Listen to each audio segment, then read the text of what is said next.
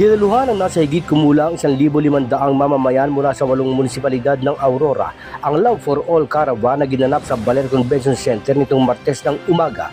Ang nasabing programa ng inisyatibo ng mismong unang ginang ng bansa na si Attorney Luis Lisa Araneta Marcos ay nakatuon sa kalusugan ng bawat mamamayan na naglalayong mailapit at maihatid sa publiko ang mga serbisyo ng gobyerno gaya ng libreng laboratorio, konsultasyon at gamot para sa lahat. Sa kanyang maikling talumpati, binigyang diin ni First Lady Lisa Araneta Marcos na dapat ay mahalin ng bawat mamamayan ng Pilipinas at ang kapwa Pilipino kahit ano pa ang estado sa buhay. Lagi po natin mahalin ang Pilipinas, lagi po natin mahalin ang Pilipino. So, lamunin na kayo sa mga babies. Before I end, I just want to say thank you for giving us a chance to be of service to you. Thank you to our private partners, thank you to the other agencies who are here today. Nag-engage sa manager, OWA, FDA, and too many to name. But thank you very much from the bottom of my heart. Sama-sama tayo para sa bawat Pilipinas. Dapat din umano na maging bahagi ang publiko sa pagkamit ng mas maunlad na Pilipinas.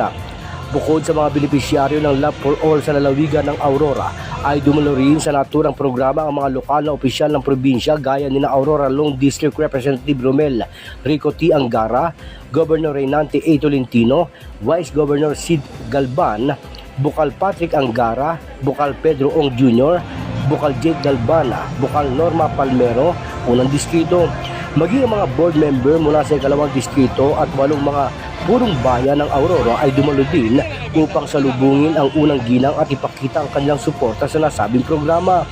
Samantala, nagpaabot naman ang pasasalamat si Congressman Angara kay Pangulong Ferdinand Marcos Jr. at sa unang ginang dahil mismo ang mga ito pa ang nagpupunta sa maliit na lalawigan ng Aurora para personal na maibigay sa mga mamamayan ang mga programa at serbisyo ng pamahalaan.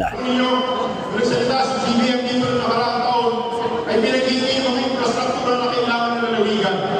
Ngayon, akma-akma sa aming partnership ni Governor Ray, natutukan natin ang social services. Noon, pangarap lang natin magkaroon ng convention center.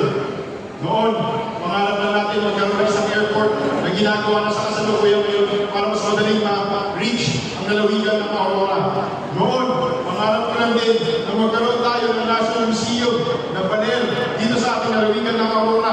Kumakawi pa, direktor para sa ating sa lalawigan ng Aurora. Pero isa na lamang ang aking pangarap para sa ating minamahal ng lalawigan ng Aurora. At isang magandang balita, siguro na balita ng natin lahat, na yung isang kailangan ng isang tao, isang pamilya sa kanyang buhay ay ang kanyang kalusugan. Magandang balita mga kababayan, binanggit ko ng aming road taking ng June 13 bilang ating mga pamilingkod sa ating lalawigan ng Aurora ay pumasa na po sa Kongreso at Senado ang pagkatayo ng isang Aurora Medical Center na 250 bed capacity at level 3 sa lalawigan ng Aurora.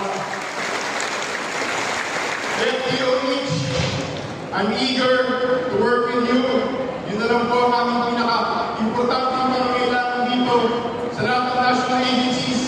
Please continue na tulungan po kami dito at magiging malaking factor ng PhilHealth and all other agencies. Sana po patuloy po tayong magtulungan upang sa gayon i-achieve po natin ang pangarap ng ating mahal na Pangulo ng mahal na First Lady na bagong Pilipinas. Mabuhay ang lalawigan ng Aurora. Mabuhay ang bayan ng Pilipinas. Mula sa lalawigan ng Aurora, ito si Ferdinand Pascual, humahataw sa pagbabalita.